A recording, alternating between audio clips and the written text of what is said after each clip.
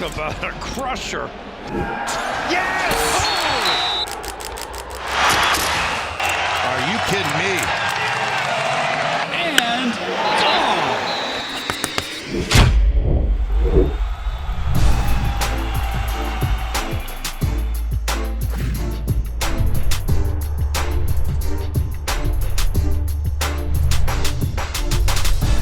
Welcome back to the Schoolyard Sports podcast. I'm the host of this podcast, Lane Frank. We're now episode 108. It's our 108 episodes through, and I got action-packed episode planned for you. We got the conference championships and NFL set. We got the fan segment coming up. We got a great fan this week for that fan segment. Tune in. We got some great stuff going on in the Australian Open, college basketball, NBA. Stay tuned for action-packed episode 108. Stay tuned.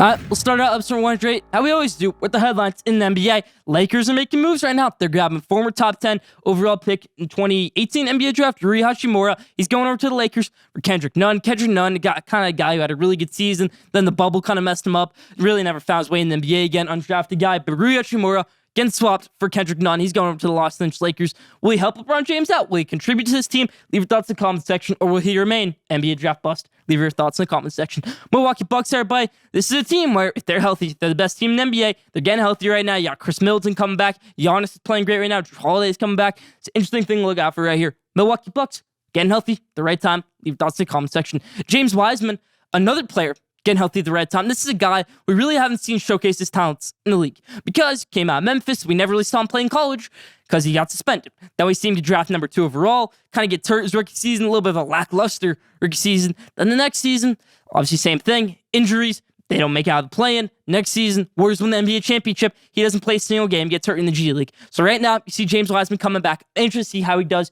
in his new role with the Golden State Warriors. He's not going to be this all-NBA type player. And I think they kind of missed their window to trade James Wiseman because there was a point in time where the Warriors could trade James Wiseman, trade Jonathan Kuminga, Moses Moody for some all-world superstar. But now they can't really do that anymore because James Wiseman kind of just looks like damaged goods. Leave your thoughts on that in the comment section. Sacramento Kings, everybody, they're number 3 in the Western Conference right now. Like that beam, the winning beam that got going right now in Sacramento. They're playing so great. Excited to see this right now. Best offense in the NBA. I mean, they just had great draft picks. Kenneth Murray, obviously, going over to the Kings, the early NBA draft. Domantas Sabonis trade looking amazing. They held on to De'Aaron Fox. I mean, it seems to be great. When they gave up Marvin Bagley, that was obviously a horrible draft pick, but they made up for it. Getting Murray, getting Domantas Sabonis. Love the moves the Kings are making right now. Love the way the Kings are playing right now. Leave your thoughts in the comment section. Orlando Magic, everybody, they're also doing well right now. They got the great young core, and now you got an amazing NBA defender, Jonathan Isaac, coming back. Let's see how he does. Hasn't played since the bubble. Jonathan Isaac, obviously, played great at times in his NBA career, on defense especially. I'm interested to see how he does with this new Magic team. I mean, not too many guys can be familiar with playing with. We're just going to have to wait and see. Leave your thoughts on that in the comment section. That's about for the NBA. Headlines of tour to the NFL with action-packed divisional round. Dallas Cowboys, everybody. Whoo! America's team goes down yet again. Divisional round, Cowboys lose again. Worst play of all time, last play of the game. Ezekiel Elliott gets bull rushed by Dre Greenlaw. Dak Prescott throws a horrible pass. They lose the game. Dak Prescott threw too many interceptions this game. This is not on Brett Maher missing one extra point because that doesn't matter at all.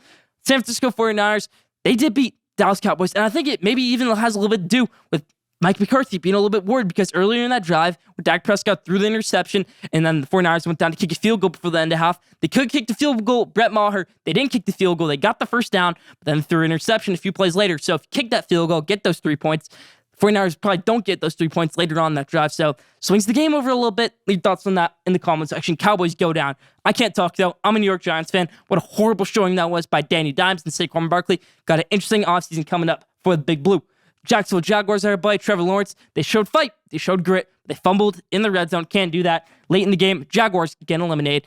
Buffalo Bills, everybody. We're going to rant on them later. But right now, Buffalo Bills, defense looks horrible. Offense looks stale. Leave your thoughts on them in the comment section. That's about for the headlines in the NFL. Let's move to college basketball to wrap it up. Purdue, everybody, they're still rolling. They win every single close game, it seems like. I think they're 18-1 right now. They got a big game coming up on Michigan on Thursday. Last time they played Michigan boat raced them by 25+. Interesting to see how it goes. Hunter Dickinson for Zach Edey, part 2. So, Purdue playing great right now. They're one of the best teams in the country. Alabama, I think they are the best team in the college basketball right now. I'm going to explain that in College Hoops Madness in a little bit, but Brandon Miller playing great. Nate Oates coaching great. It's just a really good squad in my opinion. Alabama playing great right now. They're the best team in college basketball. Houston, everybody, they picked up their second loss this season. The Temple Owls. This is a Temple team that has some good wins, Also, they have a lot of losses. So it's interesting to see how Houston rebounds after this bad loss. That's about the headlines this week. Leave your thoughts in the comment section.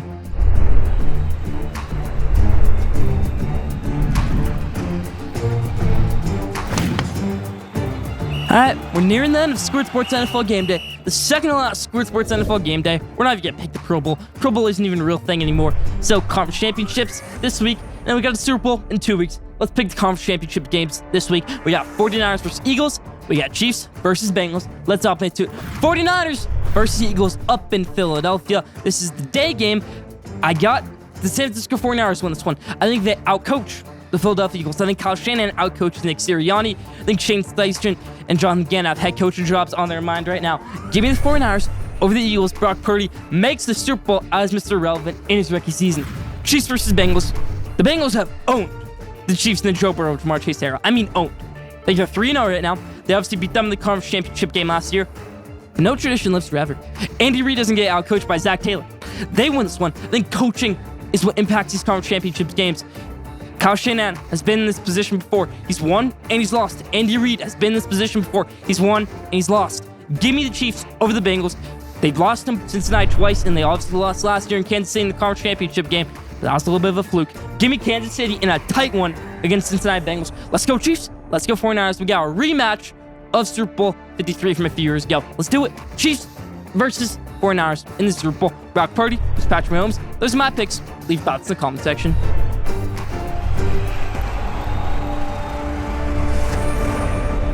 Alright, top 5 now. Top 5, everybody, here are my top 5 NBA hot takes. Kind of entering mid-season a little bit. We're nearing the All-Star break. Here are my top 5 NBA hot takes. Let's hop into it. 5, Charlotte Hornets are very bad right now, and they need to make some moves in the offseason. I think it's either getting Victor Wembanyama, the NBA draft pick. It's either trading for a superstar, getting rid of some guys on the team.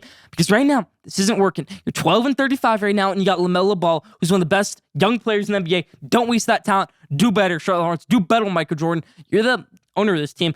Steve Clifford needs to do a better job of coaching this team. Hornets, number 5. Number 4, Zion Williamson and the New Orleans Pelicans can be feared. They can be dominant, but he can't be durable enough. They're not durable enough right now. Any player, Zion Williamson especially, he's hurt right now. I think Zion can be the most feared player in the NBA if he's healthy. I think he can win MVPs if he's healthy. I think this Pelicans team can win championships if they're all healthy. It just determines on that. Willie Green is an amazing head coach, but right now, the thing holding them back is injuries. That's my hot take right there. New Orleans Pelicans, they can win championships. They can be a dynasty. Need to get more healthy. Need to be more durable. That's my thoughts right there. New Orleans Pelicans. Number 4.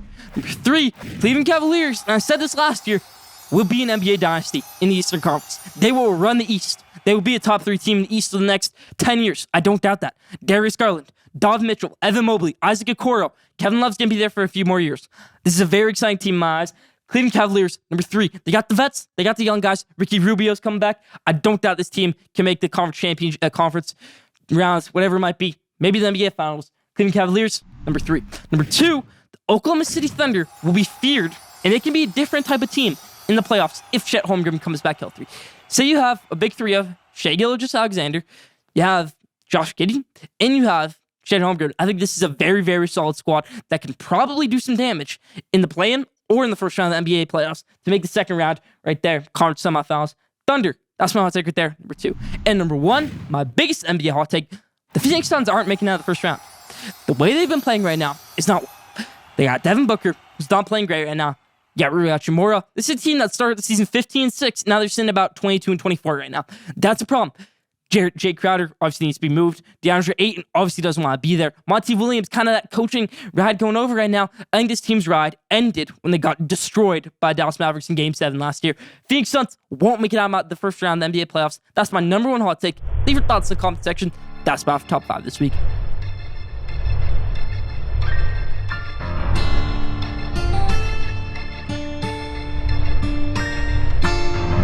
Now, did you know? This week, it's kind of a double. Did you know? It's a little bit about college football, and obviously a little bit about NFL. Let's hop into it. Jalen Hurts, when they defeated the New York Giants on Saturday night, that was terrible for the New York Giants. He was the first Alabama quarterback since the 80s to win a playoff game from Alabama, to go to Alabama and win an NFL playoff game. First quarterback to do it since the 80s. Kind of shocking right there. Did you know that? Leave down in the comment section. Jalen Hurts, first Alabama quarterback to win a playoff game in the NFL since the 80s. Did you know that? Leave down in the comment section. And the other one is Texas football has no players on the Bengals, the Chiefs, the 49ers, or the Eagles. So they have no players in conference championships this week. And Oklahoma, their arch rival, arch nemesis, has the most with 9. That's rivalry separation right there. That's the crazy Alabama stat. Did you know that this week? That's about for the double. Did you know?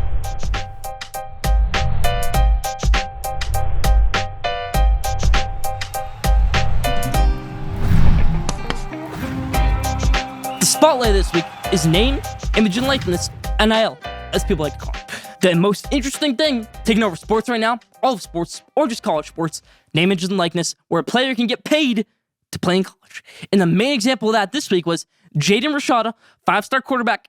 He committed to Florida, signed a $13 million NIL deal to stay at Gators, to be a Gator for 4 seasons for $13 million.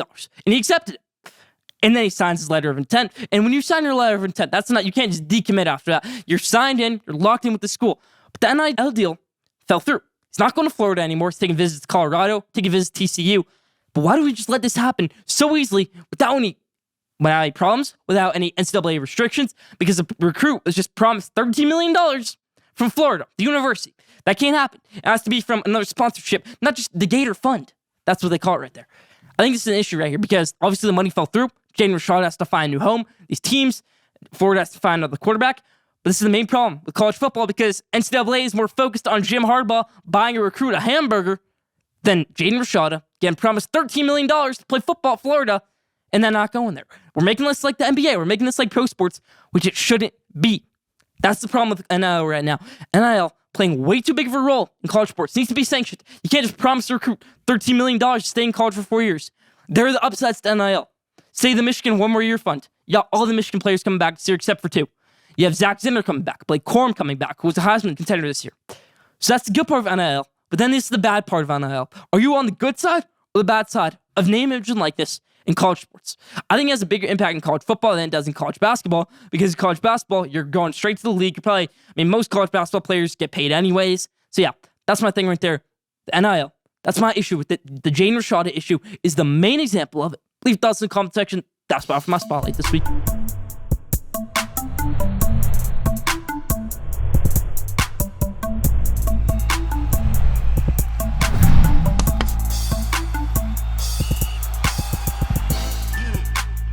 All right, Schoolyard Sports fans, let's keep moving with episode 108 with the fan segment. You know how we roll. I think this is the 4th time we've done it now. This week, I have Jamie Frank, my brother. You saw Drew Frank a few weeks ago. We're going to talk about sports. Jamie might be the only person in this whole world that knows more about sports than me. I still must say I know more, but he knows a lot. He's knowledgeable. Let's see how he does right here. We're going to go at him. Jamie, best person to debate with. Thanks for hopping on. Yeah, thanks for having me on, Lane. Excited to finally get to debate you on the show because I know we do so much arguing in person. Yeah, I always win those arguments. Kind of like how Skip Bayless and Shannon Sharp, I always win. But yeah, let's start off. You know how we roll? One big hot take. What is it? Lay it on me. Yeah, I'd have to say I think that after the trade deadline in the NBA, I think the Knicks will be serious title contenders in the playoffs. I think that if they trade for one more big star during or before the deadline, I don't see how they can't contend for a title when they're fully healthy. They've already had a Mitchell Robinson injury, which set them back a little, but they're still not even in the play-in zone, so their playoff spot is totally safe right now. Brunson is playing the best he has in his career. Randall's back to an all-star level. RJ Barrett is playing well, but that could just boost his trade value also.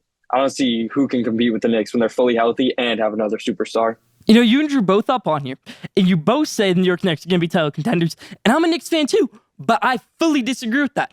I don't like that take at all. I don't think it's going to happen. Jalen Brunson dribbles too much. Julius Randle can't take the final shot. This is not a team built to win a championship. I'm a Knicks fan, not a team to get built to win the first round, second round. I don't care what you say. This New York Knicks team, not built for the playoffs right now. That's my take. Exactly. That's why I think they need to trade for someone who is built for the playoffs. Doesn't even necessarily have to be an all-star. Maybe just a very good vet or just someone with a lot of experience. Give me Maybe a name. Someone like Zach LaVine, DeMar DeRozan type. Not like superstar, but definitely all-star or just below. What about Jamal Murray? What about Miles Turner to pair with Mitchell Robinson? What if a guard or a power forward center? Yeah, I don't think Miles Turner would work out well because Mitchell Robinson still plays well. But yeah, someone like Jamal Murray, like maybe not exactly him because that would conflict with Brunson, both of them being point guards, but just someone in that skill range, like experience type. I don't see how any team would stop a team with 3 all-stars that just plays so well together, like has good coaching sometimes. All right. You came on here, throw a take at me. Wasn't the greatest take, but you still laid some points out there. Thanks for doing that. All right. We haven't done this or that on the show in a while, so we're going to do this or that right here. I'm going to give you a few names in the NFL, a few names in the NBA, and we're going to talk about it. So, 2 names right here. Start NFL franchise today. Trevor Lawrence or Justin Herbert? You already know I'm riding with Herbert. Trevor Lawrence, easy. I mean, I know Herbert's like your favorite player ever. Nope. I don't know why you're so high on him, but Trevor Lawrence has achieved so much more in 2 years, basically only one because he's only had a competent coach for 1 year.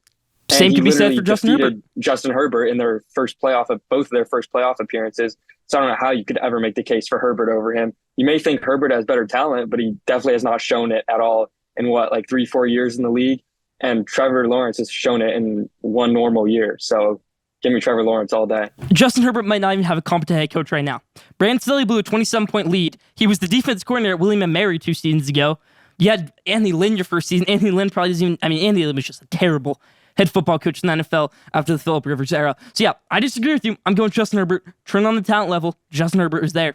That's not his fault, the 27-point loss. 27-point blow. Those coaches may be bad, but none of them compared to Urban Meyer going around kicking his own players during practice, not even knowing how to call plays, has no idea how the NFL works. I mean, and blowing a 27-point lead in your first playoff start to the guy we're comparing him to, I don't know how you could say he's better. And you could say that was bad coaching, but you got to score more than 3 points in the second half. I mean, at some point, you have to get worried that the other team is coming back and step it up a little, no matter how bad your defense is doing. Who says this is Herbert's fault? He gets the 27 points, and then the defense blows it. You just get that big of a lead. Not your fault. Not your fault if you're the quarterback. Well, I mean, no matter what, if you score 27 points in a playoff game and the other team scores 33, obviously, or 30, whatever, you're obviously going to lose. So he obviously just gave up after the first half. And you can call that bad coaching, you can call that whatever. You need to score more than 3 points in the second half of a playoff game to win. All right, let's keep things going. Let's move to NBA. NBA draft prospects specifically. You're the Charlotte Hornets. You're very bad this season. You're probably going to end up with the number 1 pick, have a shot in the number 1 pick, end up top 3 lottery. You have LaMelo Ball, who's amazing, but you're kind of wasting his talent right now. Have the number 1 pick. You take Victor Wembanyama, who could be the greatest big man of all time, or you take Scoot Henderson and try to build the best backcourt in the NBA. No, give me Wembanyama. I don't even think this is debate. He's a once-in-a-lifetime type athlete. No. Name one other athlete or prospect ever that is 7'4", can play like a guard, runs the floor like a guard, can shoot amazing. There's never been a player like him ever. I don't see how this is a debate. Scoot Henderson definitely has talent, but talent, you just have to completely overlook that when you see how Wembanyama is built. Okay. Let's move on to NFL right here. Lamar Jackson or Tua Tagovailoa? We obviously see the injuries with Tua, but we see the upside of Lamar Jackson, a guy who's from Florida, a guy who liked the tweet last offseason with him in a Dolphins uniform. Mike McDaniel, very innovative head coach. You have Tyreek Hill. You have John Waddle. Yes, Tua probably was a better quarterback than Lamar Jackson when both healthy this season. Neither of them are that healthy anymore. Neither of them that durable. They're both injury prone. But say Lamar Jackson enters free agency, enters trade markets. Are you taking Lamar Jackson or are you taking Tua Tagovailoa if you're the Dolphins? I don't even know how this is a question. Give me Lamar Jackson all day. I think people forget just 2-3 years ago, he was the MVP by a mile. When he's playing healthy, the Ravens rarely ever lose. Ever. I think people forget that. And when he gets hurt, I don't think I read something that Anthony Brown has never scored more than 16 points in a game or something like that. So it's clear how much he literally carries the Ravens on his back single-handedly. He's clearly far better than Tua. Don't shade Anthony Brown like that. He beat Ohio State, helped Michigan that season. Don't shade Anthony Brown like that when he was at Oregon. Yes, he was a bad NFL quarterback. Obviously, has been bad NFL quarterback. But yeah, that's definitely a debate right there with Tua. The injuries are there. And Huntley. When Tua was there, when Tua was playing, he was a good quarterback this season. So I think it's definitely a debate. Good, but Lamar was great. Okay. When Lamar is healthy, the Ravens are Super Bowl contenders automatically. When he's out, I don't even think you can consider them they're in the top 3 pick. I think he burns out. Category. I think he burns out in games because they always have a double-digit lead, and then they blow. I think he burns out in games. I think he burns out in seasons. It's definitely a debate. I mean, I guess we'll see next year if Tua can even play anymore. I mean, that's definitely something to consider also. A shoulder or knee injury, whatever Lamar has, is very different from head. All right, I'm a tennis guy. You're not a tennis guy. We got the Australian Open going on right now. Give me who you think is going to win the Australian Open. Do you need help on who's still in it? Because I know you watch tennis. Yeah, sure. All right.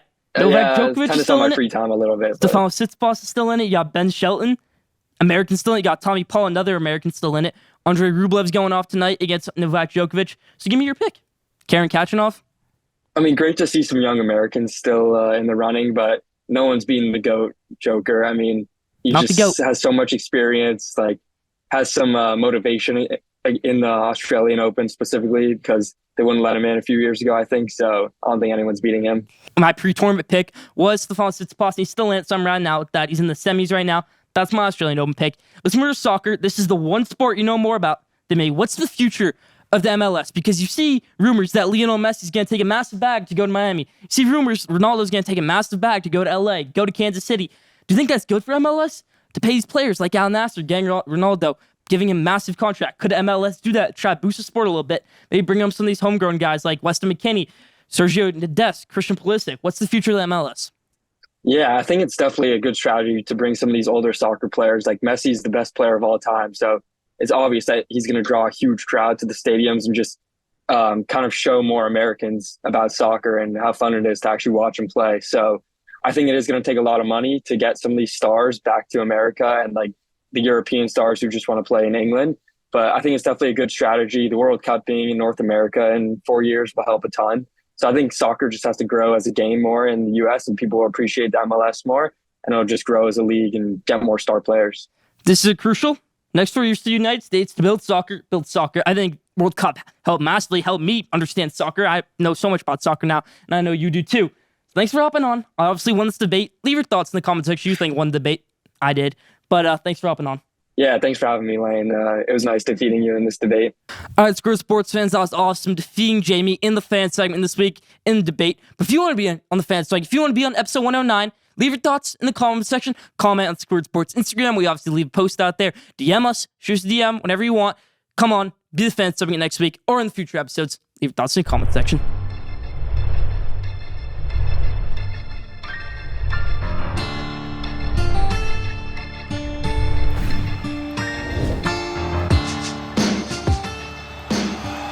All right, let's talk a little bit about college basketball. I was talking about Alabama in the headlines and Purdue in the headlines and Houston. I said Alabama's the best team in college basketball. Purdue is number 2. And I think Arizona might just be number 3. This team is so athletic, so different, because they're so international. They have 8 players from outside the United States. That's a lot. Tommy Lloyd knows how to recruit. Umar Ballo, Azuas Tubelis, just great guys. Kirk Krisha. I can name a bunch of players on this team that are from international countries. Just a great squad that Arizona's got going right now. Great Arizona international pipeline going on right now. But I think Arizona, really, really good squad. They took down UCLA in their McHale Arena the other day on Saturday. I think it's a very good Arizona squad. They're number 3 right now. This is a more experienced Arizona team than last season. This Arizona team can go on. They can win the NCAA championship. Don't be surprised if they're cutting down the nets in April. Another team playing really well right now, Kansas State. Kansas State, though, I think they're a team that doesn't have too many star players. I think they're a team that can easily be around 32 exit, kind of like how Auburn was around 32 exit last year. I hope that doesn't happen with Kansas State, but I'm kind of seeing a little bit of vulnerability right now. Number 5 in the country. Kansas State still got some issues, in my opinion. Gonzaga, everybody, this team's got issues. 4 losses on the year. They lost to LMU the other night at home, snapped their home game winning streak. That's a team that if they were in that NCAA tournament, they would be a 16 seed. So Gonzaga basically just lost to a 16 seed at home. If you make this team a 1 seed Gonzaga, which I don't think they'll be, I think they'll be a 3 or 4 seed, they might get upset first round. That's the vulnerability right now with Gonzaga. They still have the talent. Drew Timme, they still beat Alabama, gave Alabama one of their losses. Wouldn't be fully stunned if this is the team cutting down nets in April. But Gonzaga still got some issues right now. This is probably the least talented team they've had in the past 3 years, even though they have transfers, more experienced squad. So let's wait and see on Gonzaga. They're preseason number 2. Obviously, have slipped down the rankings a little bit. That's my thoughts right there on Gonzaga. Bulldogs. Florida Atlantic, everybody. I want to see them in action the other night against UTEP. Florida Atlantic, ranked right now. They have 1 loss in the season. Ole Miss is a team that can make some damage in the tournament. They can make the Sweet 16. Michael Forrest, they've got some great players all around the court. They've got a 7-foot center from Russia. It's a very good squad. Golden. This is a very good squad all up and down the court. Florida Atlantic, they can make some damage in the tournament. College of Charleston, 18-1 right now. They're sitting at number 18 in the rankings, and they only have 1 loss in the year. It's North Carolina. They lost by 16 points, 102-86, but they were winning at halftime, if I recall correctly. So College Charleston still can make some damage in the NCAA tournament, in my opinion, which they will make the NCAA tournament. They're ranked right now. That's about College Hoops Showcase this week. Giving you a little bit of a College Hoops rundown. We got the Big 12 SEC Challenge coming up this week. You got Texas versus Tennessee. You got Arkansas versus Baylor. It's going to be a really fun thing. This is when college basketball starts making a turning point because this is when people really start tuning into college basketball. Football's over. Cowboys have been eliminated by this time every year for officially.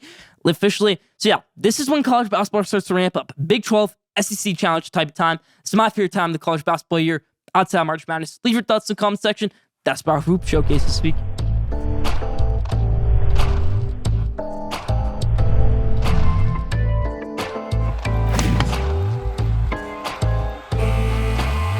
Now, at the buzzer, I said I had a Buffalo Bills rant coming in here, and here it is. Buffalo Bills, they look stale, they look dull, they looked like a bland type of dinner. They looked like a chicken schnitzel type of dinner in that Cincinnati Bengals game. When at some time of the season, they looked awesome. They looked like a pizza type of dinner where they're so exciting all across the field, but in big games, they look dull. They look like that bland dinner. What is wrong with the Buffalo Bills? I think it starts out with the defense and the running game. Ken Dorsey, obviously people had high hopes for him coming in this season as offense coordinator. You have Joe Brady, who's really a great quarterback coach. I just think this is a team that has too many holes on the offense side of the ball outside of Stephon Diggs and Josh Allen. Because you see those two players and you're saying, whoa, that's awesome.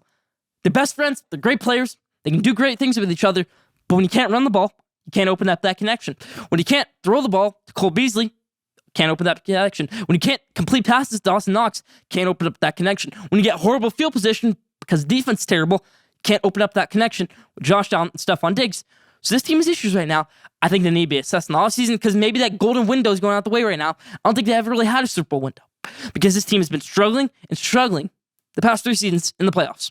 They struggled against the Dolphins. They obviously had the horrible loss in the playoffs last year to the Chiefs, the horrible loss the year before in the conference championship. So what's wrong? It's the defense. Leslie Frazier has got to go in my eyes. You lose Brian Dable, that's obviously an issue. Ken Dorsey, might lose him this offseason to the Carolina Panthers. He might be a head coach right there. Wouldn't be surprised to see that in the fall. But yeah, lots of things going on right now with this Buffalo Bills team. They're a little bit too bland. You want to be like that big thing. Buffalo Bills need to make some moves this offseason. Get maybe another tight end. Draft tight end. I love Dawson Knox, but maybe draft another tight end. Draft some offensive line because you got talent on the field. You got Ed Oliver, talented. You got Tremaine Edmonds, talented. Drew Empoyer, talented. Micah Hyde, same thing. But then you got some issues in there. Zach Moss, not on the team anymore. They trade him. He was one of their best running backs. They trade him for Naheem Hines, who can really only return the ball. You don't have a running game right now. You need to take a running back. James Cook obviously is not a good running back right now. I don't think he will be. I think he'll be kind of a role player. Wanted Dalvin, you got James Cook. So that's my thing right there with the Buffalo Bills. And they obviously wanted Saquon Barkley at one point. They wanted Christian McCaffrey at one point. They're not getting either of those guys because they're both re-signing with their squads. So that's my take right there on the Buffalo Bills. That's about for At the Buzzer this week.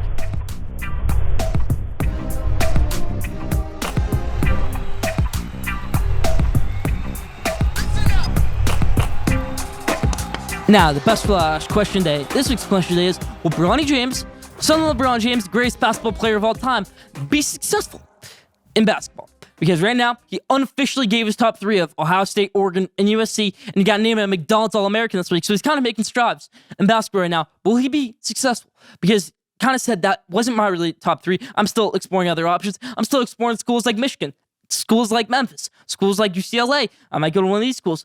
I think Bronny James, I think Ohio State's a fun option for him. I don't think he goes there. I think Oregon or USC, because of Nike, because of the LeBron connection, can't go to a school with Adidas, obviously. LeBron reasons, Bronny James reasons. That's the thing to look out for right there. Bronny James, will he be successful in basketball? I don't think anybody really thought he would get to this great level at Sierra Canyon, but he has been playing great right now. Bronny James, interesting stuff right there. Leave your thoughts in the comment section. Will Bronny James be successful in basketball? Not saying he's going to be the next LeBron James, but will he be a good college basketball player? I think his game might fit college basketball. Will he be good in NBA? Leave your thoughts in the comment section about that. That's about for question day this week. That's about for Schoolyard Sports in Landsberg, episode 108. Thank you for tuning in. Follow Schoolyard Sports on Instagram at Schoolyard Sports. Leave a comment, shoot us a DM if you want to be the fan of the week. We obviously had Jamie this week. Follow us on Twitter for sports debates and topics. Follow Schoolyard Sports on TikTok for awesome content. Don't forget to subscribe, rate, review the best sports content in the world. We'll be back here next week, episode 109. Stay tuned.